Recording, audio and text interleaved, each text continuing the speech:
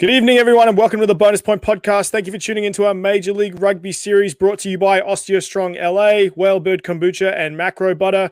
My name is TJ Olsen, and round one of the MLR in the US is officially in the books. We had a lot of incredible matchups over the weekend. A brand new team from LA officially played their first match in the competition, and we got our first glimpse at the Rugby Network. So lots to talk about today. It was a great weekend of rugby with a lot of other types of rugby in there, but I'm ready to talk about it. It's been a long day for me, long stressful day. So I love talking some footy, and it's my release. So before we get into that, I got to introduce my partners in crime for this show, Cam and Walker Tice from the Rugby Index. Boys, welcome again. Great to have you here. Walker, I'll come to you first. Tell me your first thoughts about MLR footy. How was it? I mean, it's great. It's back. That is the short and skinny of it. There's no way around it. It's back, and whatever it is. Could it be better? Could it be worse? And everything in between? Yes, but it's back, and that's what's most important. No, it was great. I thought it was a super competitive weekend. No blowouts, which means that there's a lot of parity in the league this year. I think that might be indicative of the very short preseason, but it was entertaining. A lot of points scored, and for that short preseason, I thought fitness was pretty good. It certainly wasn't the reason any of the teams won or lost, but no, it was a great week of rugby. I can't disagree with you on that one. It definitely was. So, Cam, I know you've been waiting for the return of the MLR as well. And what were your thoughts about the action over the weekend and the Rugby Network as well? What did you think about that? Yeah, at least for the on-field play, I thought that, like Walker said, I appreciate the parity. I like that. At least looking at each team that we saw, it looks like that, any day, any team could go out there and win. There's not going to be any team running away with it. There's not going to be a bottom feeder, for lack of a better term, that we've seen kind of in years past where there's one team just kind of lingering in the bottom that's kind of the league punching bag.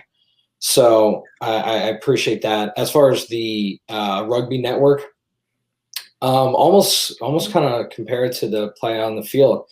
It was I mean I watched all three matches that we are going to talk about today on it, and I thought the nitpicky overall, I thought it was great, but nitpicky, I thought that the skipping around could have been a little bit easier, picking up where you left off, because trying to fit in 6 matches all in one go is just a bit ambitious. So, if you'd have a little bit better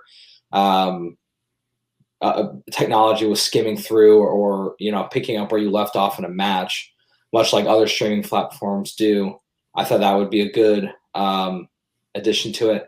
But overall, I think it's fantastic. As far as I know, it's really the only platform I know of in professional sports in America that has an exclusive free, I'll say it again, free platform to, increase viewership. So I think it's a huge step for the league.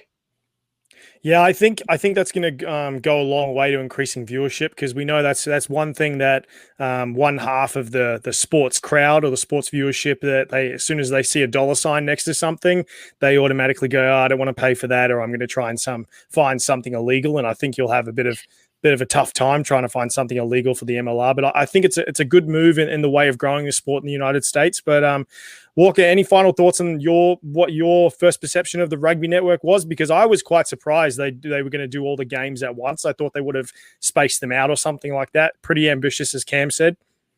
Yeah, I mean, set yourself up for success, and you can even learn on the go from the previous ones. I think maybe some of it is if you go all at once, fans can only watch one game at a time, so you don't accumulate the mess ups or people notice. I don't know. Maybe there is some methodology to it, but it was great. The only game aesthetically that looked, I don't want to say not professional, but different was San Diego and New York, and that's just because it sounds like they had a lot of limitations on a venue that they wanted to use initially in Las Vegas and then had to pivot last minute. So all things considered, I think they pulled off a great program. But no, I thought the broadcast was great.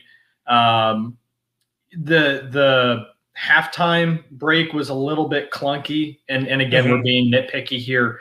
But as far as providing free rugby to viewers and fans, no complaints. Let's have it. Let's keep it. It's free until it's not. So until they can sell it, and that's part of the commercialization of the league. But while it is free, I'm gonna abuse it.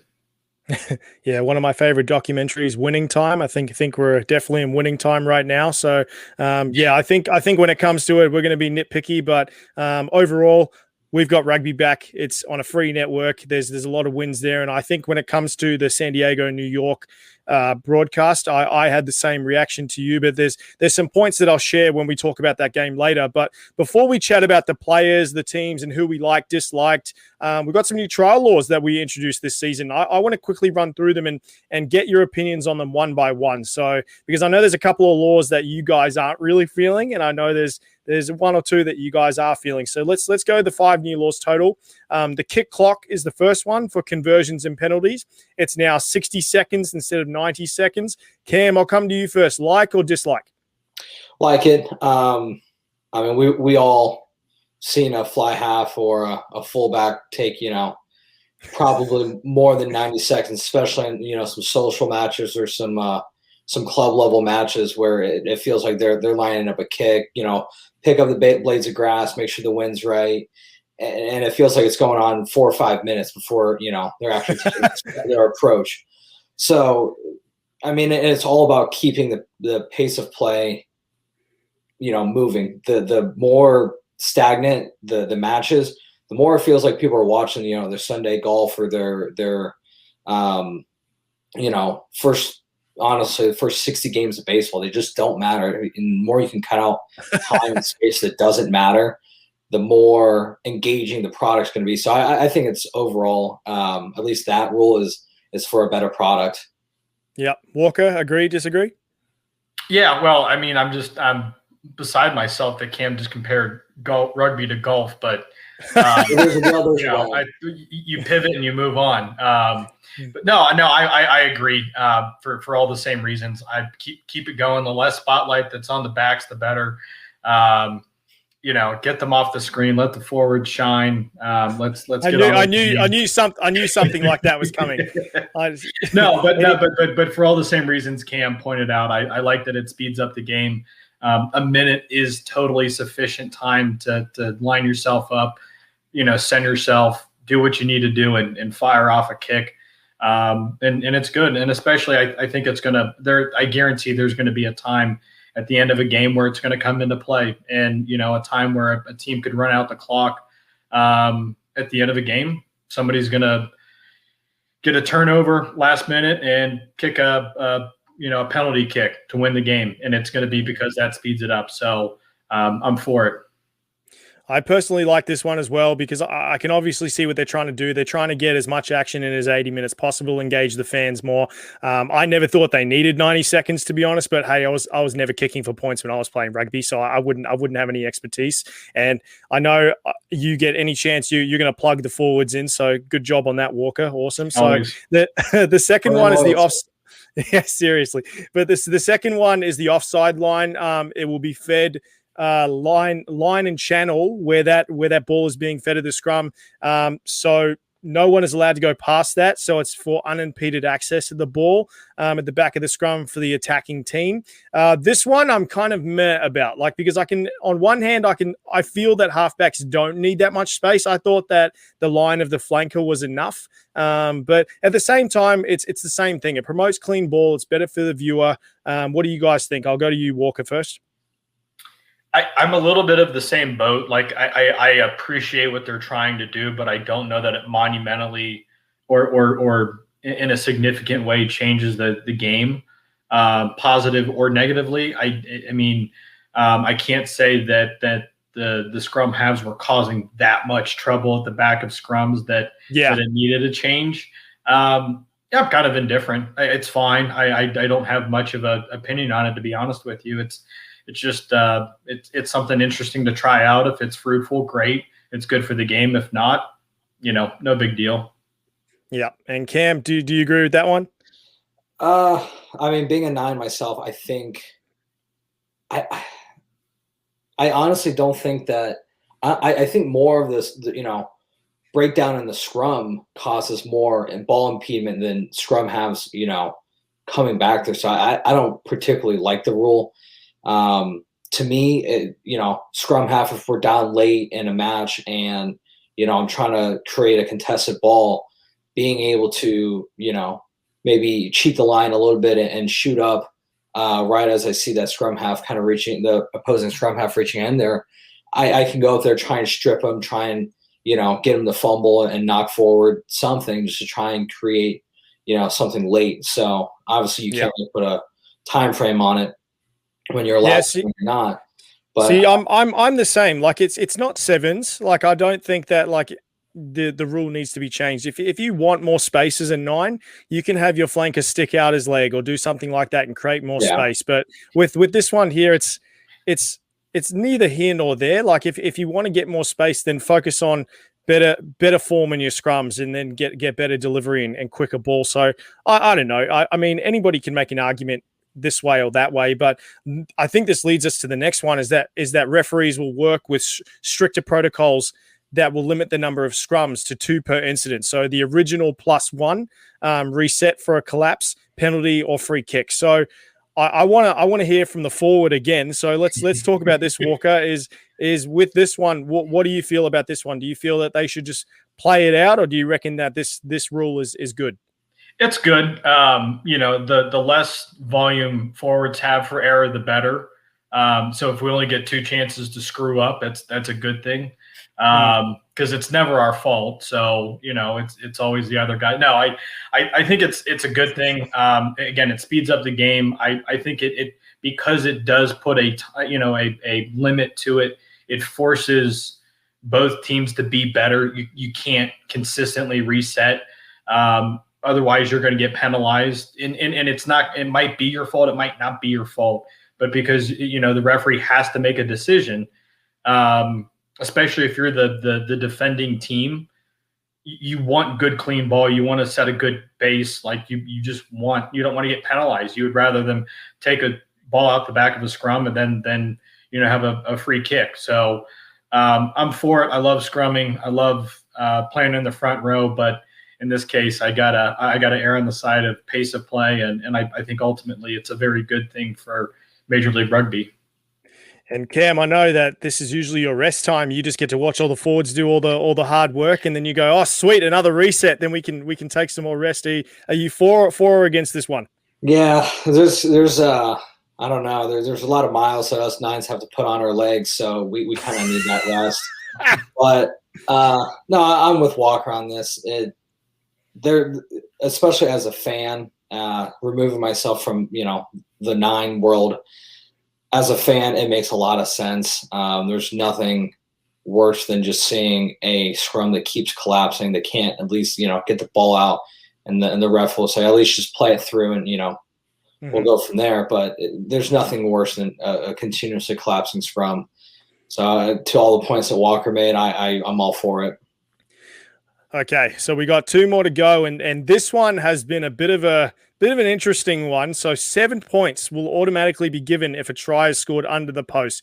No conversion necessary. So for me, I kind of like this one, not because of the viewer aspect or saving the kicker to kick a goal that goes over 95% of the time, but I'm more interested to see how a player can manipulate this and use this to their advantage. So for example, whether they play mind games with their opposition or to whether to design a set piece to stretch out the attack more as much as possible because they have to defend the under the post more often because obviously it'll get more points. So I need to watch this more to see what happens and see if people will actually do that. But I'm actually really for this one. So Cam, what do you like? Do you like this one or do you not like this one?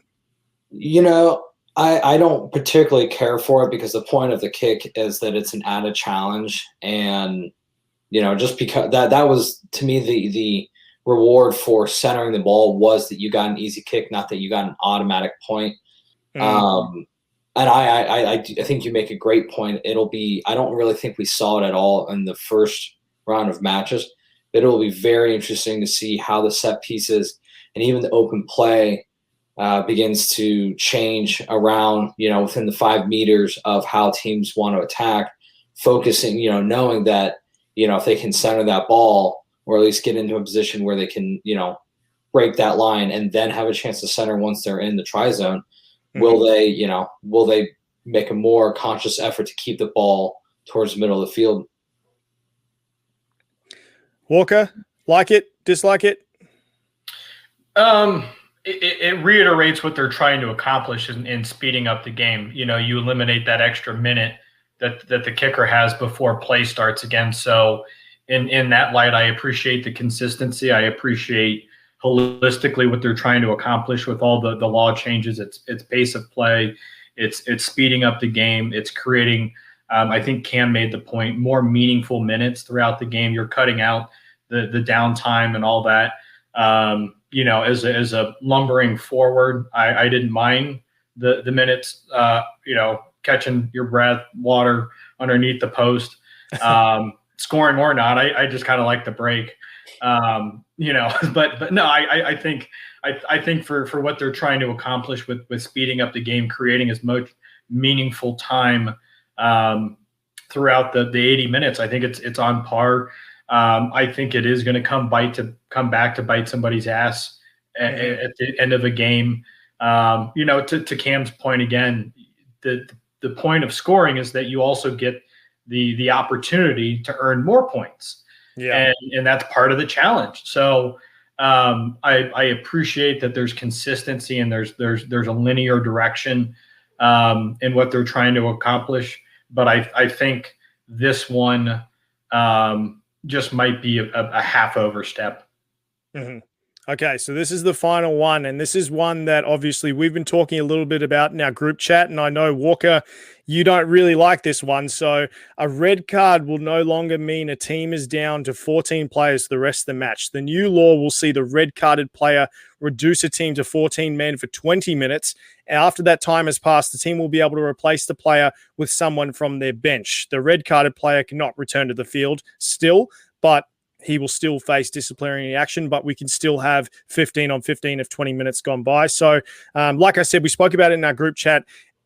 I was a fan of this originally because I was like, okay, then some games won't get lopsided, but it took me one game to immediately reverse my thought process after seeing the amount of dangerous penalties that New England had during the LA game.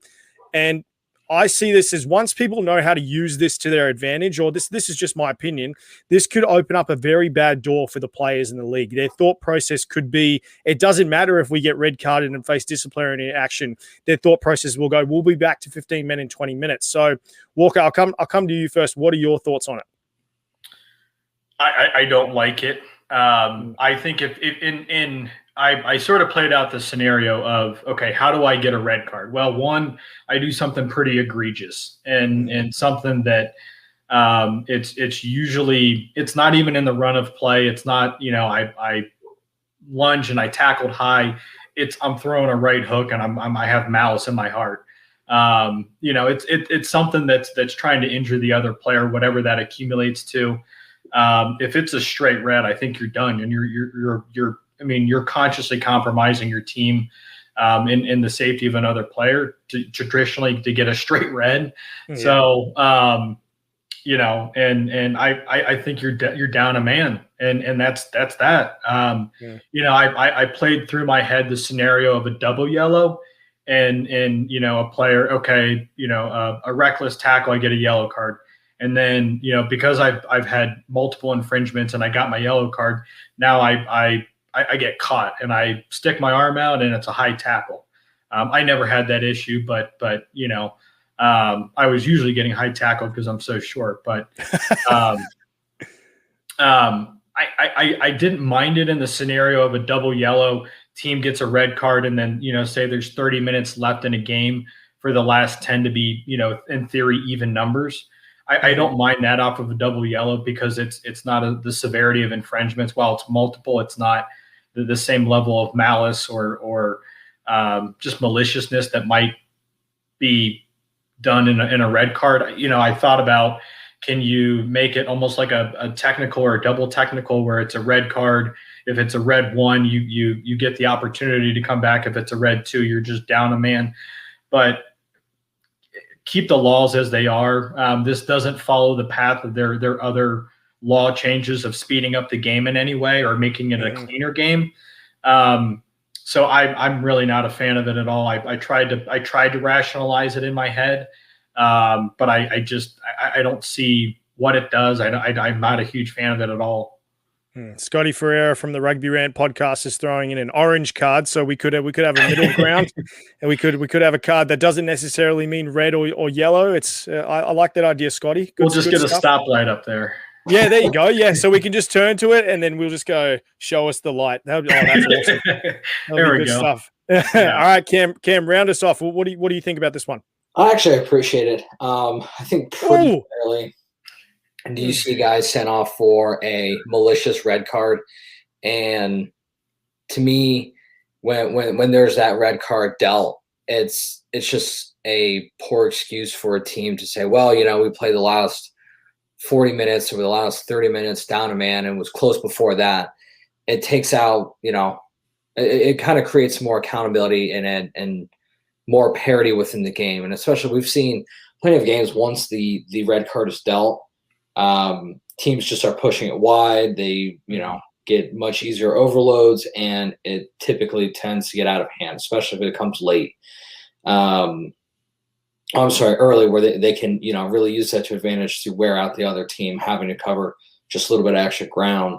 Mm-hmm. And so I think it ultimately creates that parity that maybe not the pace of play they're looking for, but it certainly creates the parity that they're looking for where, the entertainment factor or something like that. It's not compelling television. The nail biters and the competitive action is what's going to keep people engaged.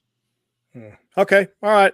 Well, we're not usually a debate show, but I do like a good debate on my hands. So it's good stuff. But I'm excited to see these trial laws be played out. I think once we start to, I guess, get down to the nitty gritty about what the viewer wants to see, especially in America, because rugby is such a new sport to a lot of people. I'm thinking these types of laws will try and push the narrative about rugby and try and spread it across the country. So any way to spread it, that's why I'm liking it. But let's get into our rapid recap of the game, so that way we can actually talk about the gameplay. So Rooney ended up beating the Legion 36-29. I really did like that game. It was a very tight one. It was good to see my boy Andy Ellis back. Can't wait to talk about him. The Free Jacks lost. The Free Jacks lost to the Giltinis 27-42. So good to see rugby back in the Coliseum. It was amazing. The Toronto Arrows lost to Rugby ATL in a very close battle, 14-21. The Sabercats. We were talking about the Sabercats being a dark horse, and they ended up beating the defending champions, the Seawolves, 30-24. So who knows if that's just week one luck or whether they're going to be a force to be reckoned with. So I'm very excited to see that one. The Warriors beat the AGs in a very, very tight match, 30-28. And Old Glory and Nola, first draw we've seen, both ending with 26 points. So really liking a lot of those matchups. But let's get stuck into talking about the matches. And our first matchup involves the new kids on the block. That's the LA Giltinis versus the Free Jacks. And I want to talk about LA first. So personally, I liked a lot from what I saw from LA. I feel like they're definitely going to be a problem in the Western Conference in this league. I personally feel that New England showcased the Giltinis' weak point, and that was definitely their scrums. My boy Seth Farsi was a monster for the Free Jacks. He definitely earned his paycheck for that game and showed the league why the Free Jacks brought him over from Australia, just because he's such a gun scrummager. He's a killer when it comes to it. I was pretty surprised the Giltinis struggled so much in that area because they have some very experienced scrum talent, especially in their starting props. Two guys that have been in Super Rugby and have scrummaged very well in Super Rugby. So I don't know if it's their hooker, what's his name, Viola Nunu. The hooker's fault. Yeah, so it's you always got to blame it on the hooker. So he's a guy who's spot on for his lineouts and is very deadly on the edge. But I need to see him play more to see if it's his scrum form that really let us down or whether he's the weak link. But all in all, I think it was a very successful hit out for the Giltinis. Walker, I'll come to you first on the first game. How did you like seeing it in the Coliseum? I loved it, mate. It was amazing. It was impressive. I thought it was going to be cavernous, and it wasn't at all. It looked, I mean, for no fans in an empty stadium, it looked pretty slick. I got to be honest. When they first announced that I was dubious and I'll say it. I was a naysayer of playing there. But seeing it in person, it changed my opinion, and it was a lot of fun. I just hope they can put fans in the stands and pack that place out, because if they do, it's going to be awesome, and it's going to be great for the game. Yeah. Anything particularly you liked about the gameplay? I mean, LA has a really impressive rolling mall that I thought was a little bit surprising. I thought they were going to have. I anticipated the ability in the open play and the individual skill sets that they have. They've got a really talented roster. There's no doubt about that. I think in LA they just displayed all of that. New England's a pretty gritty team. They went down twice, with yellow cards, and they're a gritty team. I think they're going to be a tough out in the East. I don't see them being a leader of the pack, but I could see them being a mid-table team that's pretty gritty, makes it to the playoffs, and maybe doesn't make a whole lot of funk in the playoffs. But DTH Vandermeer is everything as advertised. The dude just flies up the wing. Ryberg was a little bit quiet, which for a guy that's such a rumbler, and it's probably just because they have so much talent in their back line. Meeks was awesome. Gitau was pretty spot on. There's offensively, I don't have any critiques for LA. I think New England was a little bit undynamic in their attack, but no, I thought it was a really good game, and New England showed a lot of grit, but LA's going to be a really tough out every single game, and they can put up points quick. Yeah. Cam? Yeah, a lot of the similar points that Walker made. I think, in short, LA is going to be that team that just has too much firepower for teams to handle. And I think that's where their identity is going to end up being, is just being that they'll give up a little bit on defense to really just set the precedent on offense. And I think they'll probably – this is obviously an early go at it, but I wouldn't be surprised if they led the league in points this year.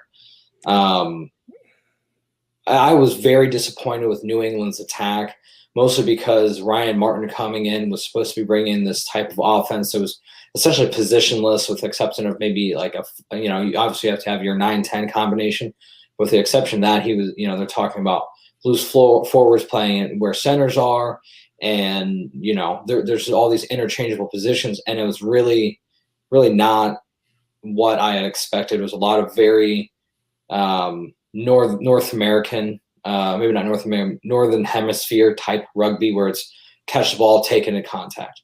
And, next phase, catch the ball, take it in contact, just was very undynamic, which I was disappointed to see. I thought it would be, and then that's sort of the players they're bringing in, is these guys that are, they brought in a number of 7-stars that, Dougie Fife, I know Mtembu isn't able to make it over yet because of visa issues, but these are the guys they're bringing in, and the style of play just didn't reflect it. And I think when we're talking about that theme with the 7 stars, the Free Jack standout for me was Bodine Waka. I think, especially from the New Zealand Sevens, like I said, that kid played so well, and I think the Free Jacks are going to lean on him really heavily this year. Personally, I was shocked, like I said in the beginning, by the terrible discipline the Free Jacks showcased. It was just penalty after penalty, and guys like DTH were getting wrecked in a few nasty situations. So I hope they get better in that area. I don't want to see that again. Great to see rugby in the Coliseum. Great to see rugby in LA in general, and I'm looking forward to watching that team rip up. But you were talking about the point leaders, and wouldn't be surprised if LA. Currently, Matt Giddo has the highest conversions. He's got 5. You've got penalty goals are pretty low, but total points, we're 6th with DTH. He's got 10 points, and then he's second in the tries leaderboard, and then we've got try assists. We're second in that as well. So I think that trend is going to continue with all that firepower. But we'll see. So next we'll move on and talk about NOLA and Old Glory DC. And This match was a very interesting one to watch because it was our first draw of the season. And I just want to go straight to you guys with this one. Cam, what did you think about this game? Well, this one was really, really hard to kind of pick apart. NOLA, honestly, in a lot of ways, they should have lost the game. In a lot of ways, they should have ran away with it. And that sounds really kind of ass backwards, but no, it makes total sense. From the game I watched too. I agree with that. They missed so many opportunities that I thought that DC should have won. Part of my belief is that if you lose the opportunity, or if you give up the opportunities that you're given, you don't deserve to win.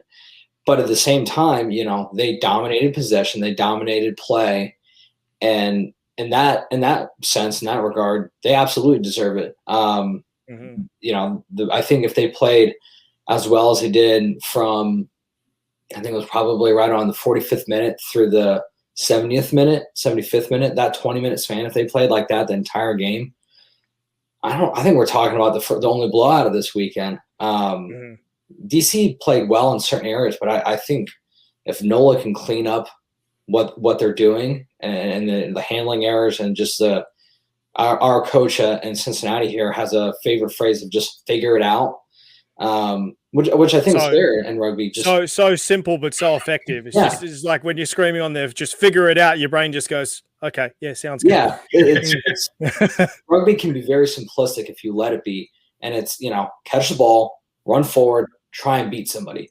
And I just think NOLA was somehow getting ahead of themselves and just had way too many drops and way too many mistakes. Walker, agree, disagree? Yeah, well, I mean, if you look at both teams on paper, the packs, the 1 through 8, I think they're pretty even. Both have a great set of loose forwards. Both are pretty young. Jamison Fatanana Schultz. You've got Mungo Mason, and on DC's side, you've got Cam Dolan, not quite young, but you've got Devin Short and really good loose forward play. Really, for me, I was surprised that NOLA's back line didn't just take advantage of DC. I thought at every position they were the superior team. And I think with Cam's point, there were just a lot of handling errors. Obviously, there's a new center combination there, so that's going to make a massive impact just throughout the continuity of your back line. I feel like NOLA has been training quite a bit together. It's certainly comparatively longer than the other teams, so I'm a little bit surprised by that. Hats off to DC. Yeah, you don't have to dominate possession sometimes to win gritty games. And I think there's going to be a lot of that in the East. I think in the West, you're going to see a couple of blowouts, maybe once every weekend. I think the East is just going to be a dogfight, and every game is just going to be an absolute slugfest. And so you don't have to dominate possession, but you have to be efficient, and that's exactly what they were. They just happened to come out at an even point to the flip side of that, and Cam highlighted it. NOLA, just take advantage of your opportunities, and you're golden, and you're done. The game is over 60 minutes in, and you can, I don't want to say coast because you don't want to coast, but you can be very concise in how you play the last 20 minutes, be patient. You don't have to just, try to make something happen. And I think that compounded their errors. They were, again, you start with a couple of handling errors, you try to do something again or do something more. And it just wasn't working. It wasn't clicking for NOLA. And I'm a little bit surprised by that because they seem to have a really good group of leadership there. Scott Lawrence, I have nothing but good things to say about him. And I'm a little bit surprised by that. I do know that they've got a really small staff coaching wise. And so I wonder with some new pieces, if that has anything to do with that. But shout out to Matt Harbin getting team of the week. So always great to see a front rower in there. I would like any chance you can get, right? I sure love, man. I'm a lover. Danny Tusitala for DC. I met him in our preview. I think the guy solidified a very, very close place in my heart. He's definitely going to be one of my favorites this year. So let's talk about that really quick, because I also believe he's going to be a pivotal part in their success. Obviously, I know him pretty well from living in Auckland for the year and coaching at his club Ponsonby and knowing a few of the players that he played with. And they were the second fastest team in ruck speed last season. So I think if he can stay on top of it, and he can get that ball out quick, which I know he can do, obviously coming from sevens and in the Auckland Mitre 10 Cup that he was doing, I definitely believe that he can be a very pivotal piece for them to get over the hump. It's just all dependent on how they can work on their ruck speed. So, yeah, Danny, I think he's going to be a really, really important part. But I also liked what you spoke about, Walker, is the center combo. So you got JP Duplessis and you got the Argentinian Capello for Nola. I want to see more of them this season to see how that pairing is going to go, because obviously different playing styles. We don't know if they're going to merge very well together. I think they did pretty well on the weekend. But yeah, it's definitely going to be interesting, because quick ball with that aspect. If you can play the distributor, or you can manipulate those inside seams, I think they've experienced enough that they can do it. But before we move on to talk about our last game, San Diego and Rooney, I want to give a shout out to the San Jose State men's and women's rugby clubs and the Lynn Benton Youth Rugby Lions, who are starting practice soon. Asked me to give them a shout out. So good luck, guys. It's always good to see grassroots rugby back in the mix. But let's talk about it. San Diego and Rooney. This matchup was getting a lot of grief for how terrible the coverage was in the game, comparing the feeds to like the LA game. But I think a lot of people have to realize that places like the Coliseum, they're built for filming professional sporting games. So whereas the field the Legion are playing out of have a lot less filming opportunities. And like you said, Walker, they've had to scramble last minute. It's not like they've been planning this for months and they go, let's film out of this location. They've literally had to scramble. So I think a lot of people have to take that into consideration. I'm not saying they need an excuse and they should just have crappy feeds for the rest of their games, but people need to understand those variables. So when it comes down to that, do you guys agree with me or disagree when it comes to that? I'll come to you first, Walker. What, that it needs to improve, or I think we all understand that it does need to improve, but I think the fans just cutting a little bit of slack when it comes to that. We're not expecting like the most high quality feeds. Yeah, well, and to your point, they're transitioning on short notice. My understanding is that they had a different, maybe more traditional professional venue in Las Vegas that's used by other professional teams in market. It was their anticipation to use that venue, and in the last week or so, 2 weeks, had to pivot from that. I don't know the context of to why, but they had to pivot to the venue that they used, and so. To your point, the Coliseum is designed and the broadcast presentation is going to be so different. It's just a different level. And I think it's even goes beyond that, but the specificness of sport does make a difference. I don't know the venue that San Diego is using, but it's certainly not a traditional rugby field. And that's obvious. I cut them some slack. That's not my gripe. That's not my hill to stand on right now. Honestly, I thought it was a pretty good game. It was a great game. I'll give it that. But knowing what I know about the challenges, I appreciate being a tenant in a venue, having done it, myself in professional sports. And we had the luxury of having a great facility, so I can only imagine the challenges in a not great facility. So, hats off to them for getting the job done, making no excuses, and you're dealt the cards that you're dealt, and you made it work. For it's rough, but so is 2020, and rugby's bad. So I don't hang it against them. Can it be better? Will it be better? I have total confidence that it will. I will, and especially their venue in San Diego. It's beautiful. I will make my judgment when they play at their home field, and that'll be my hill to stand on. Mm-hmm. And just before we get to the gameplay, Cam, do you disagree with that one, or do you agree? I mean, it's a little disappointing. It kind of took just in a little bit, sort of the production of that one, and I even thought of the one of Austin and Utah. I didn't think it was spectacular. I kind of set myself for failure because the first game I watched was New England versus LA.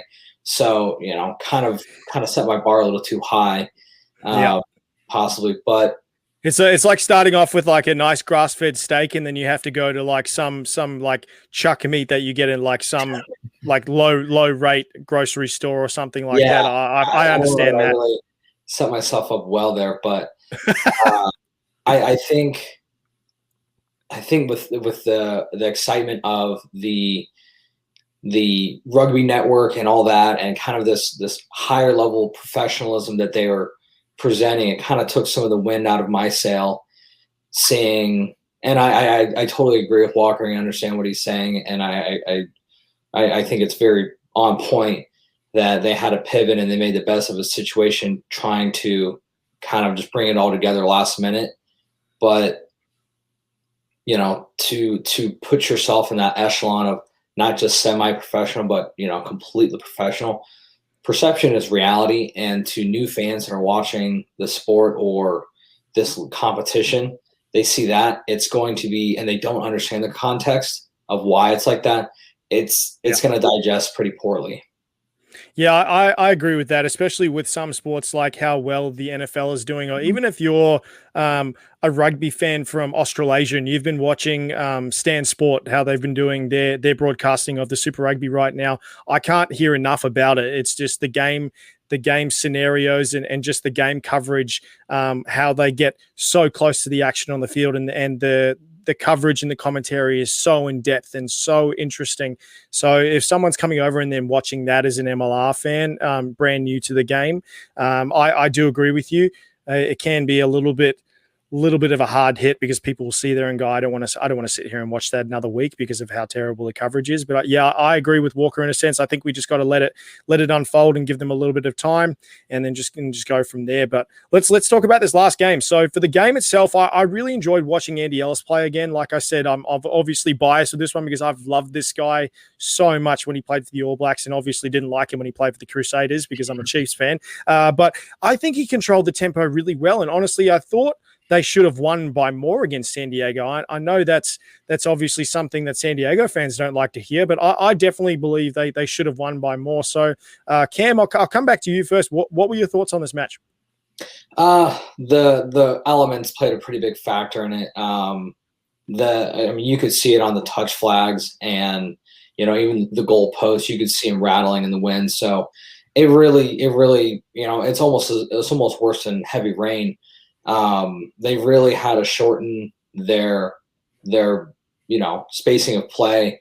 You just saw any sort of pass that was trying to gain some quick width would just either sail on them or just die out halfway. Mm-hmm. And I know it's not because Andy Ellis can't whip one out, 20 meters to the sideline. Mm-hmm. We all know he can whip one out there when the elements are ideal. But yeah, it looked like a small windstorm through there. But I'd have to applaud Rooney. They did a much better job than San Diego creating space with short passes, in particular with their offloads. I thought they did a very good job putting their teammates through gaps and sort of manufacturing that space when it might not necessarily be there because of the wind. No, I agree with that. It's when I went to the Las Vegas Sevens tournament, I went there, and there was on the field, I think it's Sam Boyd Stadium, on the fields that are just right next to it.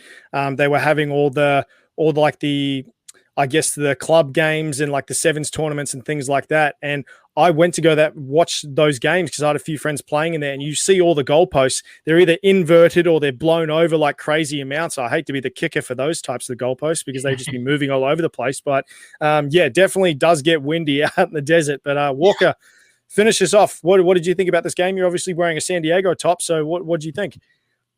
Well, I like the top. San Diego played well. They had a good first half. I think they came out with a lot of wind in their sails. They had some really hard charging runs.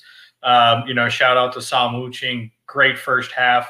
They subbed pretty early and often. I was surprised by that because they did have such a strong first half. I felt like they lost a lot of continuity in the second half.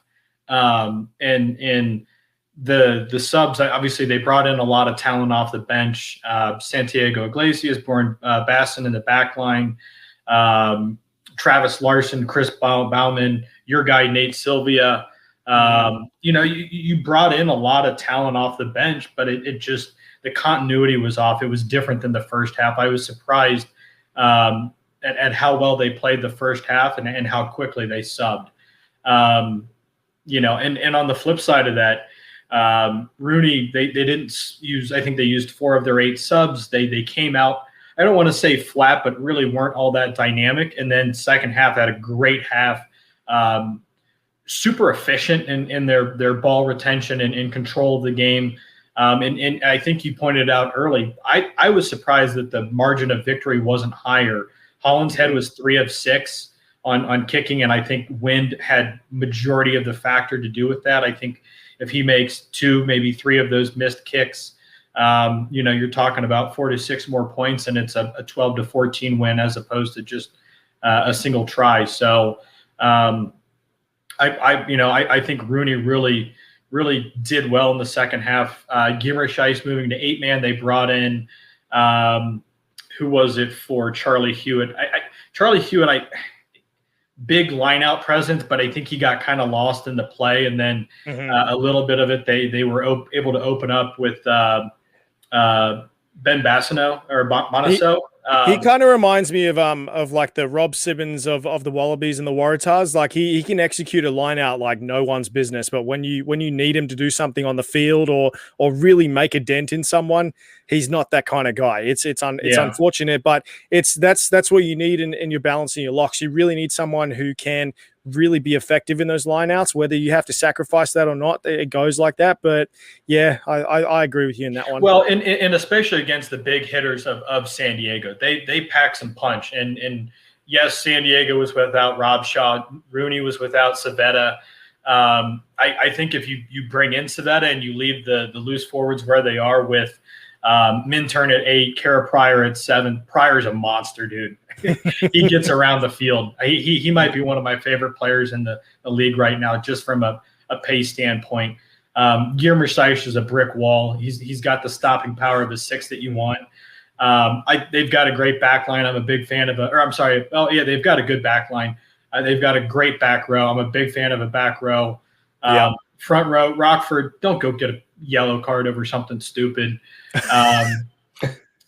Fawcett, the dude's a monster. The Butcher, he just cuts him up every single day. And I think Rooney is going to be the team in the East to be the top dog. I just based off of what I saw this week. They get Savetta hopefully soon. I don't know when he's due to be into town, but when they get him, they've got a pretty complete roster. I'm definitely excited to see not them face off again, but obviously just see them play against other teams this season, because San Diego and Rooney, they've always been strong. They're always bring a great presence, and I think adding to that roster, it's just made them a lot better. So I think San Diego will really rally from this, as opposed to other teams who would take a loss in week 1 and they kind of would get down in the dumps and they would just keep going through that trend. I think they'll rally in this next game. But before we move on, I'm just going to come back to you, Walker, and then finish off with you, Cam. Honorable mentions. Any other games or any other players you guys like seeing over the weekend? Well, I already gave my one to Matt Harmon. Shout out to the front rowers. Fawcett was the other. Where was the hooker? And then who was the tight head prop? Was it who was tight head prop of the week? I forget. Was it? I can't remember. But shout out to my front rowers. That's all I got for you. One of the LA guys. Was it was it Charlie Abel? Yeah, it was. Yeah, that's right. That's right. Yeah. No, shout out to the forward, shout out to the front row. You guys crush it. You're all dashingly good looking, and keep that chin high. Yeah, that's what I like. A good set of cauliflower ears. Oh man, makes me froth. There you go. Well, Cam, finish this off. Let's go. Nose. Oh no, man! Like seriously, one of my best mates who plays over in France, in high school, he was supposed to get his cauliflower ear drained. He never did. It's grown into what looks like a salt cube. It just is sitting in his ear, and every time I see it, I feel like it's growing. And he goes, "Nope, same size." It's just I think I'm I think I'm just eating the right foods and getting it nutrients. And I was like, getting it nutrients? That's not what you want. Come on. All right, Cam, what do you got? Honorable mentions. Any game. Tusi Tala just blew me away. And I didn't get a chance to mention it, but he really impressed me was obviously his pace of play, how quickly he gets the ball out to Robertson, who also, both of them made the team of the week for a very clear reason. But I think one of the lost art forms of a 9 is their support lines, and not just, getting ball out, but when there's a line break, making sure they're an option to offload to. And I mean, that's how both of his tries were scored, were being an added support line. And I think just about every scrum half in the league could take a page out of that and add it to their arsenal, because it's especially getting the open, it's an added dynamic. Yeah, no, I'll echo that, because you see all the best halfbacks you'll see in New Zealand, Aaron Smith and Brad Weber, they're always there for running that support line, and that's why they end up scoring tries on the highlight reel. So, definitely 100% agree with that. But excited to see more games. The Rugby Network is proving to be an awesome little app, especially in week 1. I was very surprised by that. I thought there was going to be a lot of glitches as opposed to a lot of other first-time apps. So shout out to them. If nobody has heard so far, go ahead and download the Rugby Network app. Definitely get all the highlights and everything there to watch all the games. But it's called the Bonus Point for a reason. And today we're going to stick with the American theme. I've got my USA Rugby shirt on, but today we're going to talk about the USA Sevens program as opposed to the 15. So specifically an announcement regarding a former Sevens player, Nate Ebner. So those for you who don't know, Nate was a part of the US Sevens team in 2016, and when he went to the Olympics, he also was a part of his in the USA program for the under 20s and the under 19s. But in between rugby, he was playing professional football. So he won 3 Super Bowls for the Patriots and also played recently for my New York Giants, who are in the crappiest division in the East. I hate it. But his teammate from the Patriots, Patrick Chung, him and his teammate there, they're also the owners of the New England Free Jacks. So he still has very strong rugby ties to the community, even though he's in professional football. But this is where it gets interesting. So I've been talking to a lot of people about this, and it's stirring a lot of debate on social media. Ebner just announced that he will join the 30-man squad to compete for one of 12 jerseys to represent the USA at the Olympics this year. So a lot of people have seen me on social media specifically, and a lot of other people going to bat to talk about this. And I personally think he's a great advocate for the rugby community here in the US.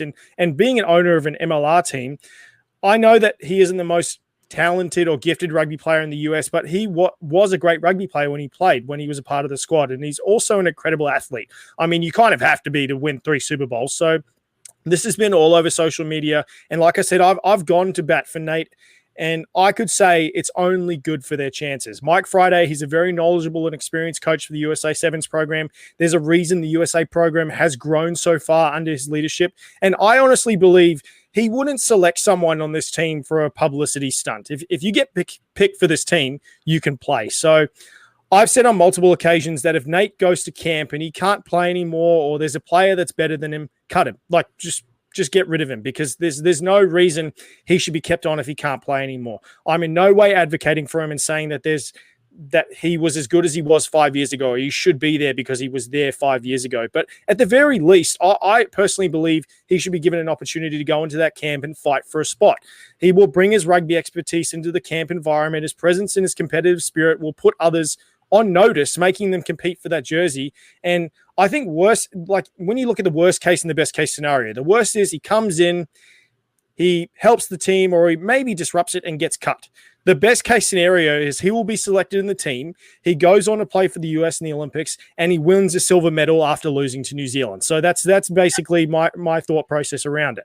So I think when everybody needs to look at, this is my personal opinion, they need to understand the US needs more rugby players, and to create a rugby environment in that camp. He knows what it takes, and he will be in that camp. So some people may call me a fanboy or disagree with me, but I think he deserves a spot in that squad. So if you disagree with me, fine. That's totally your opinion. I respect it.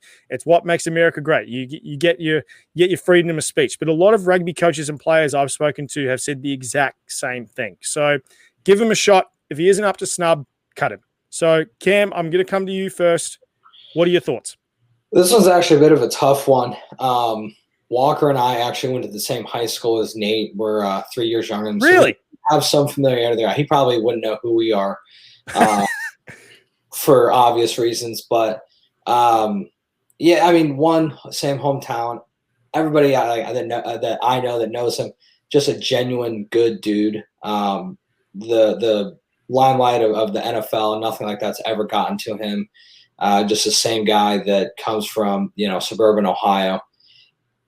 With that being said, I just don't see him making this team. I think from a, and I don't want to say publicity, but from a drawing attention to the sport and trying to grow the game, I think bringing him in makes a lot of sense. There have been a couple key injuries to the squad, so they do need to find different avenues to find talent leading up to the Olympics.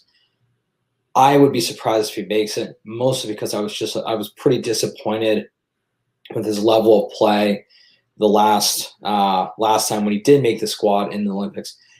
It's not a knock on him. You can't go from playing football or any other sport for the last 3.5 years, come in for 2, 3, 4 months, pick up rugby and just be the same player. I think if he came in and had maybe 12 to 18 months to focus exclusively on rugby, we would see a top performer on the U.S. team. But it's just you can't transition and play at an Olympic level in such a short time frame. I definitely agree with that. It's not going to be an easy transition because, like you said, no one can really do that. I think you have to have a really special mindset.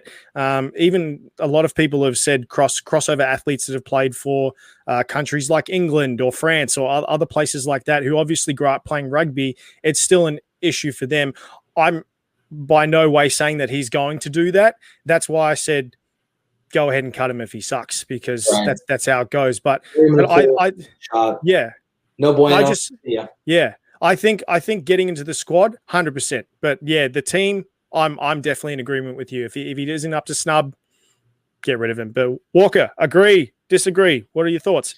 Yeah, I mean, I'm going to have a difficult time saying anything bad about the guy.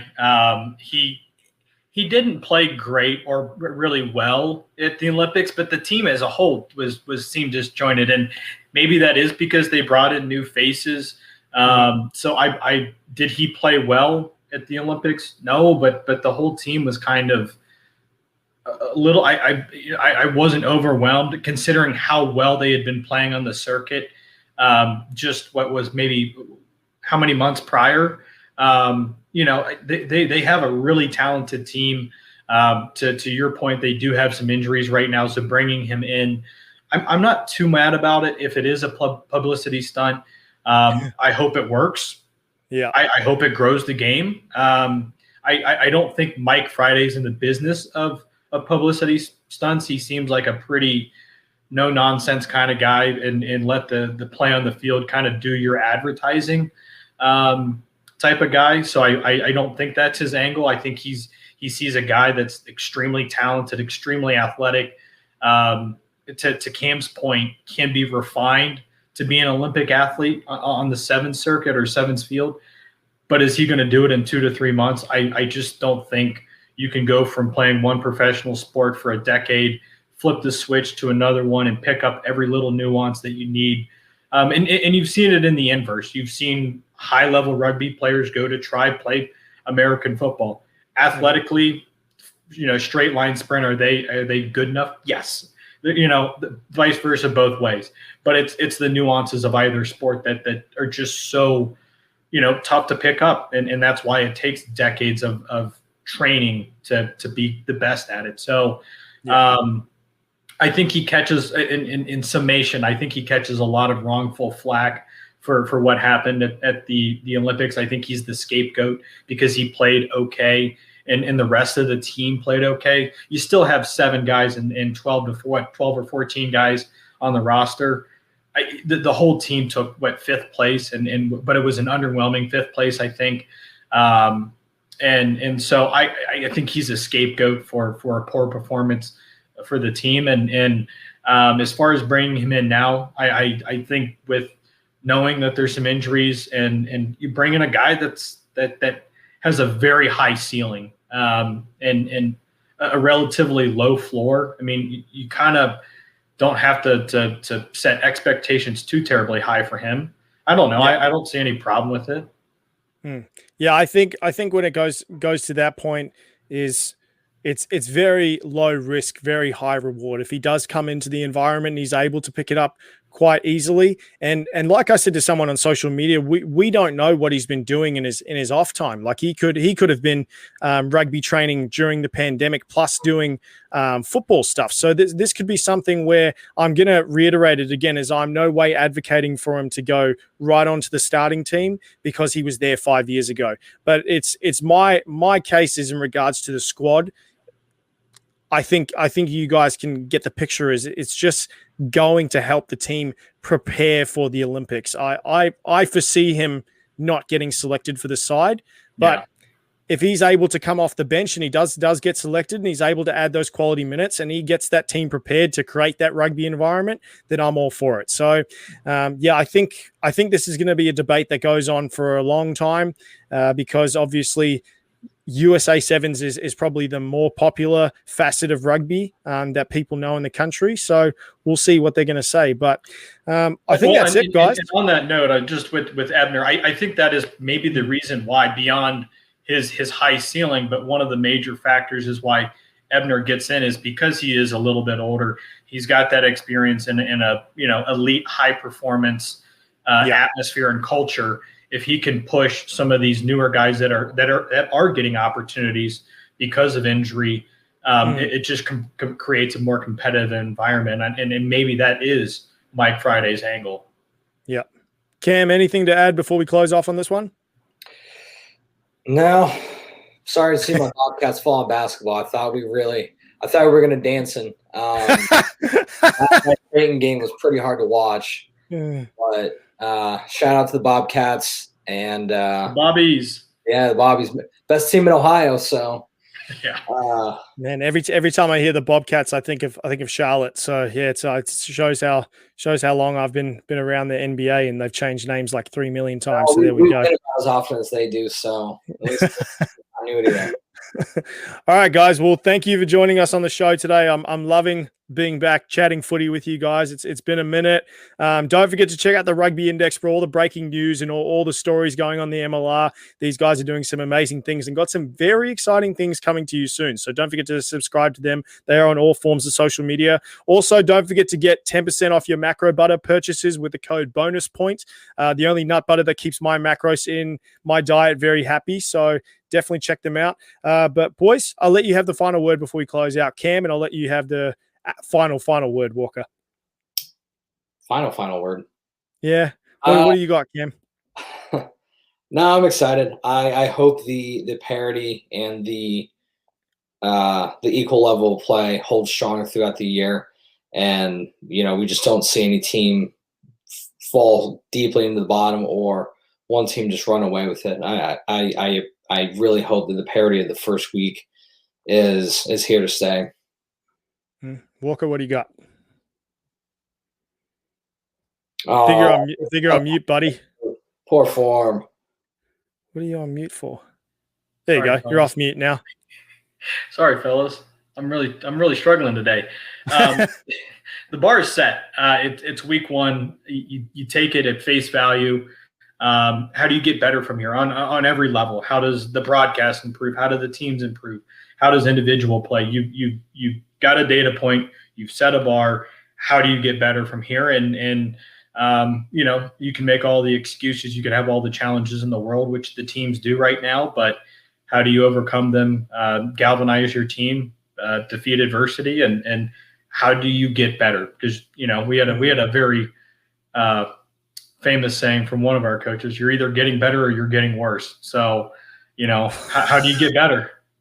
I'm loving these sayings today. They're so simple, but they're so effective because like it literally describes everything you need to say. Some people love going into long soliloquies, cough me, and then you try and galvanize troops. But yeah, when you got a simple saying like that, that's all you need, guys. So yeah, thank you everyone for tuning into the Bonus Point podcast. We will be back next week, same time, Tuesdays, 5:30 Pacific Standard Time. Boys, thank you for joining me. Tune in next week. We'll see you soon. Thank you. Love you guys.